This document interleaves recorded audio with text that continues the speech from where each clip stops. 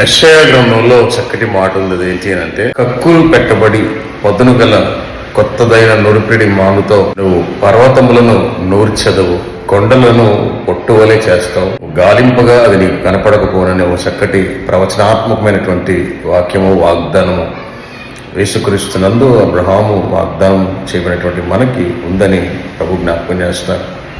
Friends, దాని అర్థం ఏంటి అని అంటే, మన జీవితంలో మనం ఎదుర్కొనేటువంటి అతి క్లిష్టమైనటువంటి సమస్యలు ఏవైతే ఉంటాయో వాటిని యేసుక్రీస్తు నామము అనే ఆ కక్కులు పెట్టబడినటువంటి పదునుగల నురిపిడి మ్రాను ఎలాగైతే ప్రభు పోల్చారో ఆ నామంలో ప్రార్థిస్తే ఏ కొండ వంటి సమస్య అయినా, పర్వతం వంటి సమస్య అయినా అది పొట్టువలే మారి నీ జీవితంలోంచి అది తొలగిపోయి నీకు దేవుని కృప దొరుకుతుందని ప్రభు జ్ఞాపకం చేస్తారు. దీన్ని విశ్వసించి నమ్మి ప్రార్థించినట్లయితే తప్పకుండా విజయాన్ని చూస్తాం. Praise Jesus.